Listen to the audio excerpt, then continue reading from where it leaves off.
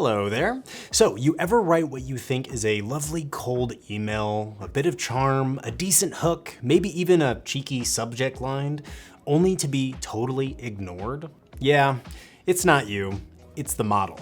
Welcome to Data Vendor Modeling Stage Playbook number 2, Email Prospecting That Actually Connects, the guide to writing outreach that doesn't get ghosted. Because cold emails shouldn't feel like shouting into the void.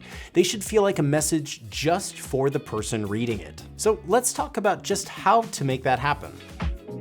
All right, first things first, if your team's getting low reply rates, it might not be their copy. It might be that they're emailing the wrong people. This is where your email optimized ICP comes in.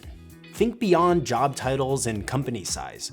You're building a profile based on who's likely to reply. So with the first email responsiveness, some roles are way more likely to respond than others. When looking at domain reputation signals, it protects deliverability and avoids spam folders. And with time zone and timing logic, it makes sure that emails land when people are actually online. So your SDRs might actually be doing all the right things, but if they're reaching out to someone who just never replies to emails, it's just not gonna land. Use engagement data to shape your ICP. It's about who's reachable, not just who fits on paper. Great messaging isn't just clever copy. It's showing up with something relevant to say. Think of Enrich contact data as the thoughtful gift that says, I know what matters to you. So with the first one, tech stack, your SDR knows the firmographic API. So they can start off by saying, saw you're using HubSpot. We help teams optimize and so forth. Next, job function nuance. Your SDR can tailor messages to sales versus ops based on AI-powered tags.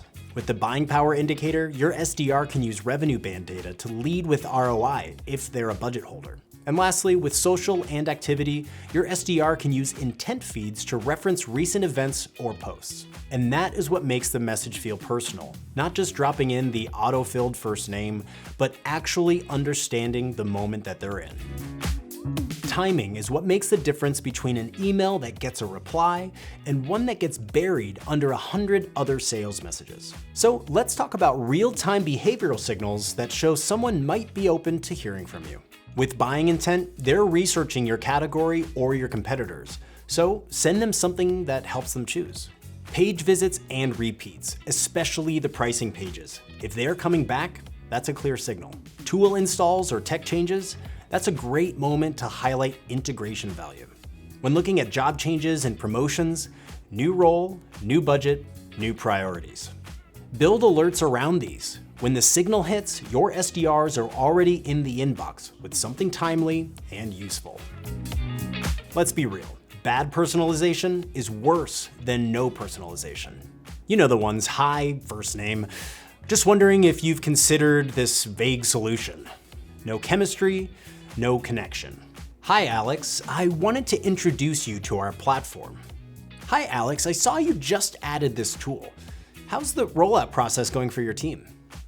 That's the difference between a message that feels like spam and one that feels like someone did their homework. Build systems to surface that kind of context. Tech stack, recent signals, and company growth. Then use templates with modular blocks so your SDRs can scale that feeling of one-to-one. So let's talk measurement, because it's not just about opens and clicks, it's about meetings booked. Here we have our performance metric breakdown. On the left, we've got our metric, and on the right is what it tells you. When looking at open rate, what it tells you is the subject line curiosity, reply rate, message relevance, and meetings booked, now that is the actual impact. Use this data to iterate your ICP, messaging, and triggers. If sequences for marketing ops always drops off after email 2, just adjust it. If a certain call to action gets 3 times more replies, double down.